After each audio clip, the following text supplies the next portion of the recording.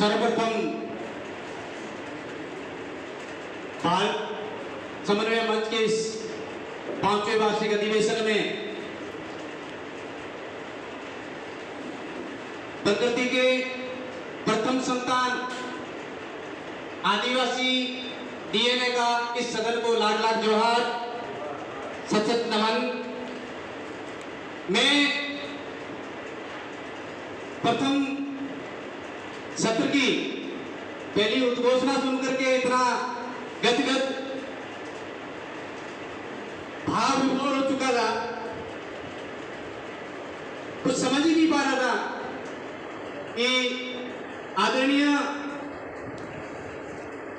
अशोक जी दादा, निकोलस जी बारला सर और साथी कोरला जी खरते सर और पूरी टीम मिलकर के चिंतन मनन करके क्या घोषणा की।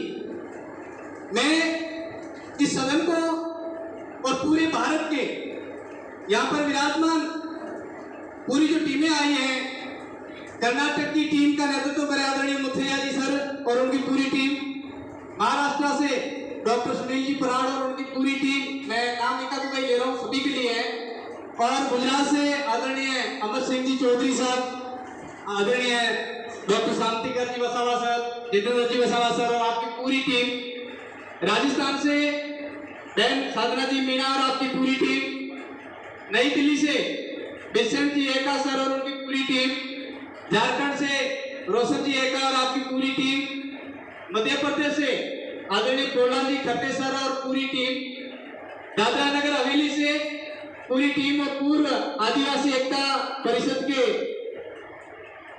समारोह की जो अध्यक्षता की थी, आप पूरी टीम लेकर के आए हैं। पूरी टीम उड़ीसा के आदरणीय निकोलस जी बारला सर, और हमारा सौभाग्य कि आप सभी दिल्ली में रह करके हमारे आदिवासियों के लिए कार्य कर रहे हैं। पूरे भारतवर्ष के सभी जिलों से हमें आदिवासियों द्वारा जो इस सदन की और पूरे वर्ष भर की अध्यक्षता की जो जिम्मेदारी सौंपी है, मैं प्रकृति से प्रार्थना करता हूं कि मुझे सुदबुद्धि दे, सुमत दे, सुदृष्टि दे, सुविचार दे और ऐसी शक्ति दे कि आपकी जिम्मेदारियों पर, आपके अरमानों पर और आपकी जो इच्छा शक्ति, आपकी जो सोच समझ के अनुसार मुझे जो जिम्मेदारी दी है, मैं ही नहीं, बाड़मेर जिला ही नहीं, पूरे राजस्थान के आदिवासी कबीले की तरफ से आपको आश्वस्त कर देना चाहता हूं कि वर्ष पर्यंत हम पूरे तन मन, पूरे मनोयोग से इस मिशन को कामयाब करने में समर्पित रहेंगे। और मुझे जो यहाँ पर स्मृति के रूप में जो ये प्रीलिम्स ऑफ इंडियन कॉन्स्टिट्यूशन भेंट की थी, मैं आदरणीय एमएलए साहब और सभी का ध्यान आकर्षण चाहती हूँ। आज से 17-18 साल पहले पढ़ते हुए, जैसा कि हम रात चर्चा कर रहे थे, आज भी मतलब आज वर्तमान में प्रोफेशनली गवर्नमेंट एम्प्लॉइज होते हुए मेरे साथ अनटचेबिलिटी है, वहां पर छुआछूत है। मेरे पड़ोसी लोग हैं, वो मुझे अपने घर में प्रवेश की अर्जी थे, वहां पर ऐसी जिंदगी जी तो मुझे लगा कि भारत का संविधान कहते हैं कि हमें सब हक और अधिकार भी आखिर है क्या। तो मैं बताऊं, मैंने कंटेस्ट की उस प्रस्तावना को। हम भारत के लोग भारत को संपूर्ण प्रभुत्व संपन्न समाजवादी पथ निरपेक्ष लोकतंत्रात्मक गणराज्य बनाने के लिए तथा उनके समस्त नागरिकों को, ये बात मैं चला के कई बार कहता हूं, देखिए भारत का संविधान कह रहा है, न हिंदू को, न मुसलमान को, न सिख को, न ईसाई को, समस्त नागरिक, किसी ब्राह्मण वैश्य क्षत्रिय शूद्र को भी नहीं, समस्त नागरिक, और जातियों का भी जिक्र नहीं करता कि भील, बंगी, हरिजन, सांसी, साटिया, जटिया, रबारी, रेगर, कोड़े, कड़बी के लिए नहीं, समस्त नागरिकों के लिए सामाजिक, आर्थिक, राजनीतिक न्याय। क्या न्याय मिल रहा है? ये चिंतनीय विषय है, वो बहुत अच्छे से अशोक दादा ने रखा है यहाँ पर। क्यों नहीं मिल रहा है, इसमें मैं मेरी बात रखूंगा। जैसा कि मुझे जिम्मेदारी दी कि संविधान का, हमारे अधिकारों का संरक्षण करना है, उसके लिए हमको क्या करना होगा। इसे देखा सर, मैं कई बार ये बात कहा करता हूं, we have our moral duty, pay back to society, pay back to nations, pay back to nature.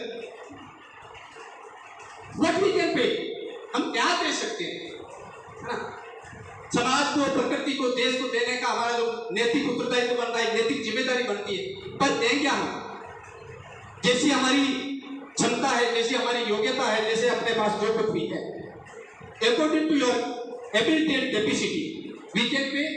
If you have money then pay money, if you have time then pay time, if you have ideas then give the ideas, और ideas will change the situations and all conditions.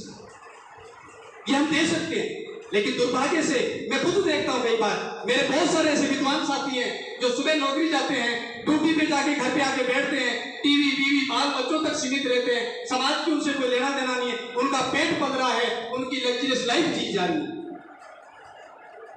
उनका ये नैतिक उत्तरदायित्व हमें realise करवाना होगा, और उसके लिए हम लोग आप सभी के आशीर्वाद से पिछले 7-8 साल से जन चेतना रथ यात्रा लेकर के गांव-गांव जाते हैं, और वहां स्थानीय लोगों को भी कुछ चीजें बताते हैं कि हमको ये करना होगा, और हमें जो कॉन्स्टिट्यूशनली राइट क्या मिले हैं, हमें फंडामेंटल राइट्स क्या मिले हैं, वो राइट्स बताते हैं. मेरे साथ जैसा आपने भी जिक्र किया, है कई बार जो है बहुत सारे जो है मंत्रियों संत्रियों से भी मुलाकातें रहती, तो उनको मैं कहता हूँ, कहने को संविधान ने हमें भारतीय संविधान के भाग 10 के अनुच्छेद 300 एग्जैक्टली याद नहीं है, बोल गया मैं, 342 से तो सभा में प्रतिनिधित्व, राज्यसभा में सॉरी विधानसभा में प्रतिनिधित्व जो मिला, जो हमें हमारा प्रतिनिधित्व, reservation is not employment, reservation is representation. हाँ 343 क्लोज 2 के तहत एसटी को, क्लोज 1 के तहत एससी को प्रतिनिधित्व. कहने को हमें प्रतिनिधित्व मिला है, लेकिन वो रियल रिप्रेजेंटेशन नहीं मिल रहा है, क्योंकि एक तरफ कांग्रेस, एक तरफ बीजेपी, एक तरफ सपा, एक तरफ बसपा अपना जो मोहरा बना देती है कि कहां सीधा ये रिजर्व की एसटी की तो यहाँ आई है, वो अपना नाम नॉमिनेट कर देते हैं. होना क्या चाहिए था? संविधान ने क्या कहा था? आप लोग मिलकर के आपकी आवाज, आपके हक और अधिकारों की बात बहुत अच्छे तरीके से विधानसभा में या लोकसभा में रख सके, उस आदमी के हाथ में कमान सौंपिएगा. क्या ऐसा आप कर पा रहे हैं क्या?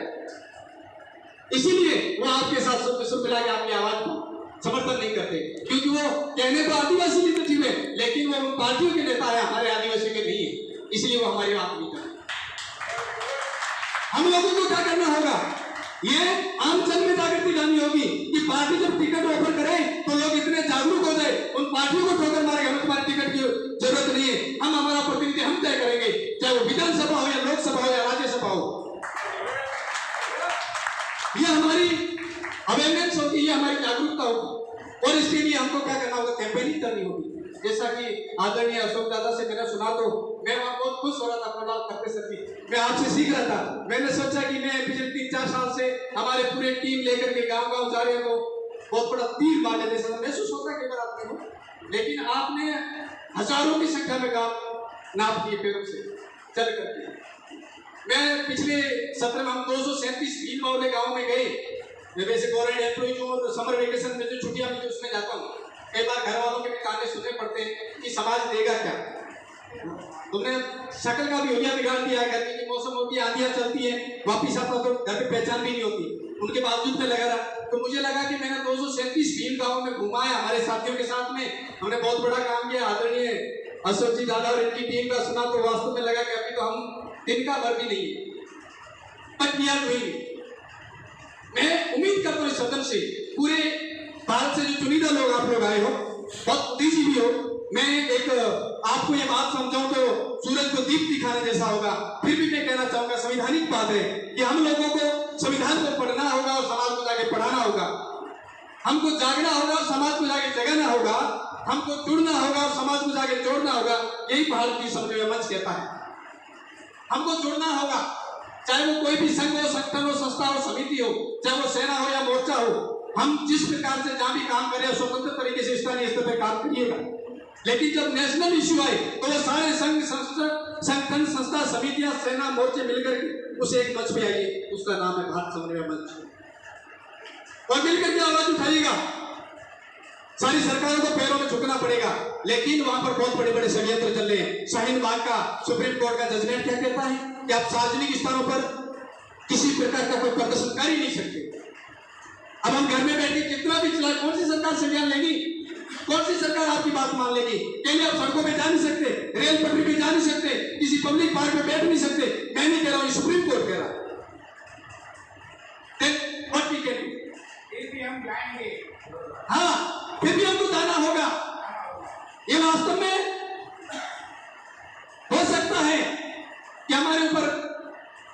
देशद्रोह का मुकदमा लगेगा, सुप्रीम कोर्ट की अवमानना का भी मुकदमा लग सकता, लगने दीजिए, अभी लगते आ रहा है, क्योंकि जिन पे देशद्रोह का मुकदमे लगने चाहिए उन पे तो लगते ही नहीं है। पिछली बार आपने देखा होगा कि जो हमारा जो संविधान है, इस संविधान की प्रतियां चलाई गई थी, आपको पता है, मुकदमा दर्ज कभी नहीं उनके खिलाफ में। सबसे पवित्र ग्रंथ है जिससे देश संचालित हो रहा है, जिसके देश की कानून व्यवस्था चल रही है, जिससे देश की सरकार चल रही है, उसको जला रहे, वो देशद्रोही नहीं है। और कोई आईपीएस आईएएस बना रहा है, उसको आप जो है अरेस्ट कर रही है। इस प्रकार की षड्यंत्र इस देश में चल रहे हैं और उन षड्यंत्रों को जगजाहिर करने का काम हम सभी का है।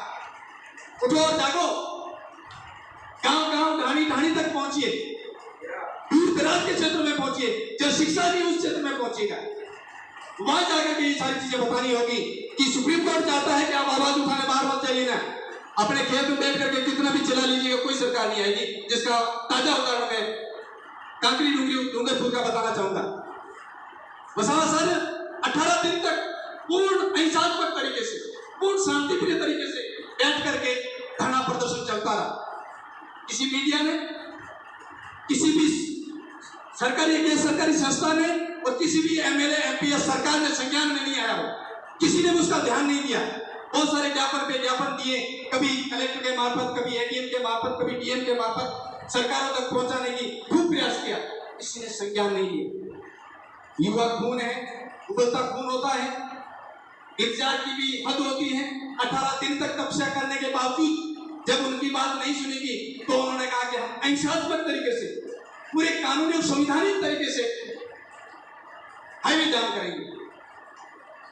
आह्वान किया, युवा जैसे ही आने लगे तो प्रशासन के हाथ पैर फूलने लगे, तुरंत ऑर्डर दे दिया पुलिस को कि खदेड़ हुए।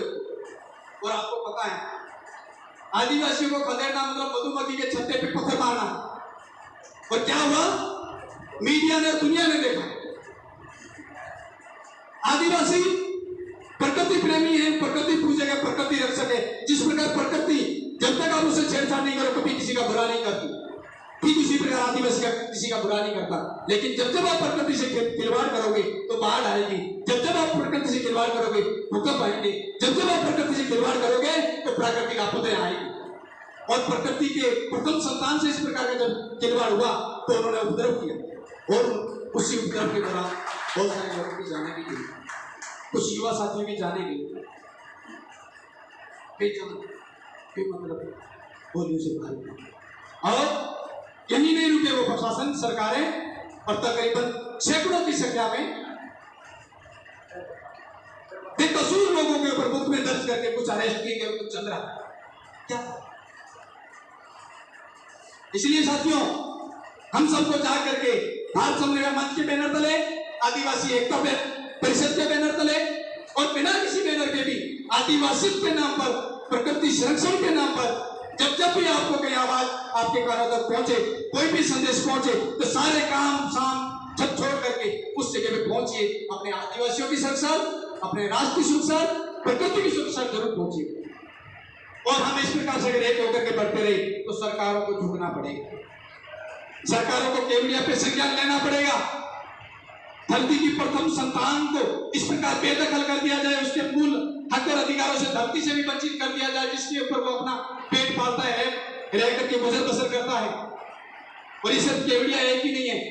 आप कभी डैम के नाम पर, कभी भारतमाला के नाम पर, कभी नेशनल कॉरिडोर के नाम पर, कभी स्टैच्यू ऑफ यूनिटी के नाम पर, और इनसे भी आगे बढ़ते हैं तो कभी अथाह भंडार भरे हुए पड़े आयरन के उन खदानों के नाम पर। सबसे ज्यादा अगर खदेड़ा जा रहा है तो आदिवासी, जैसा कि आदरणीय अशोक दादा ने भी बताया कि सबसे ज्यादा शोषण और सबसे ज्यादा शोषण के खिलाफ लड़ाई हमने लड़ी है, पुराने इतिहास से लेकर के वर्तमान तक। किसी जातीय व्यवस्था के खिलाफ नहीं, किसी धर्म के खिलाफ नहीं, हमने हमारी मातृभूमि की रक्षा, हमारी अपनी स्वाभिमान अस्तित्व के खिलाफ लड़ाइयां लड़ी है। इसका इतिहास गवाह है। आज जो भारत में जो है बहुत सारी क्रांतियां पढ़ाई जाती है, 1857 की क्रांति पढ़ाते हैं, सर मुझे दुख होता है कि मैं टीचर हूँ, स्कूल में पढ़ाता हूँ, तो मुझे बहुत दुख होता है मेरे साथ कि वहां पर पढ़ाना चाहिए 1855 का संथाल विद्रोह, कहीं जिक्र तक नहीं, कोई जानता तक नहीं है। वो 1857 की क्रांति बढ़ चढ़ के पढ़ाई जाती है। क्यों की क्रांति आप लोगों ने? क्योंकि वहां पर आदिवासियों को अधिकार दिए जा रहे थे, पिछड़े वंचित शोषितों को अधिकार दिए जा रहे थे, तब तब तुमने आवाज उठाई, वरना धर्म का तो उससे पहले ज्यादा शोषण मुगलों ने किया था, हुनों ने किया था, तुर्कों ने किया था। उनके खिलाफ कोई ऐसी एक पुष्ट आवाज नहीं उठी, क्योंकि उन्होंने वंचित शोषित पीड़ितों को अधिकारों की बात नहीं की। और हमने कभी किसी जाति को बचाने के लिए, किसी धर्म को बचाने के लिए, किसी समुदाय को बचाने की लड़ाई नहीं लड़ी। हमने हमेशा मातृभूमि की रक्षा लड़ाई लड़ी, हमने हमेशा प्रकृति संरक्षण के लिए लड़ाई लड़ी, और इससे आगे बढ़े तो हमने हमारे स्वामित्व, हमारे अस्तित्व को बचाए रखने के लिए लड़ाइयां लड़ी। यह हमारा इतना गौरवशाली इतिहास हुआ। उन सारी चीजों को जोड़ करके हम सबको आगे बढ़ना होगा। और अभी जो यूएनओ द्वारा 13 सितंबर को आदिवासी अधिकार दिवस घोषित किया गया, और जो 46 आर्टिकल का एक अधिकार घोषणा पत्र जारी किया गया है, वो मैं पिछले 4-5 साल से आदरणीय मुकेश जी बेलवा सर यहाँ आज आएंगे, उनसे मैं पहले लिया था, पढ़ा भी, और फिर ये अभी मुझे भेंट भी किया गया है। मैं चाहूँगा आप सभी लोग भारतीय संविधान के हक और अधिकारों के साथ साथ इनको भी पढ़ें और सरकारों के संज्ञान में लाएं। ये इसलिए है कि हर देश की सरकारों को भेजा गया है कि आप इन अधिकारों के तहत आपके वहाँ के अधिकारों सहित इनको भी वहाँ इम्प्लीमेंट करें और इन आदिवासियों को सुरक्षित और संरक्षित करें। इनके सभ्यता, संस्कृति, रूढ़िगत परंपराओं को जिंदा रखें। यदि इनकी संस्कृति बचेगी तो आदिवासी बचेगा, आदिवासी बचेगा तो पर्यावरण बचेगा, पर्यावरण बचेगा तो राष्ट्र बचेगा, राष्ट्र बचेगा तो विश्व बचेगा। उस नीति के तहत ये घोषणा पत्र जारी किया गया है। आप सभी लोग के पास है, मैं जानता हूँ बहुत अच्छे से। अभी जो 5 दिवसीय कॉन्फ्रेंस है उसमें भी सभी ने इस चीज को सुना है, समझा है, पढ़ा है, आगे भी पढ़ेंगे। बहुत ज्यादा समय भी हो चुका है और पेटी को लुची मारना होगा। मैं ज्यादा समय न लेते हुए पुनः आप सभी का लाख लाख जोहार करते हुए, दिल की अनंत गहराई से शुक्रिया अदा करते हुए पुनः मैं भरोसा दिलाता हूँ कि जिस प्रकार की जिम्मेदारी दी गई है, मैं प्रकृति से दुआ करता हूँ कि मुझे वो इतनी शक्ति दे कि मैं इस जिम्मेदारी को वर्षपर्यंत निभा सकूं, और साथ ही साथ पूरे राजस्थान से और हमारे बाड़मेर के कबीले से, आदिवासी भील समुदाय से आप सभी का शुक्रिया अदा करता हूँ। लाख लाख जोहार, जय जोहार।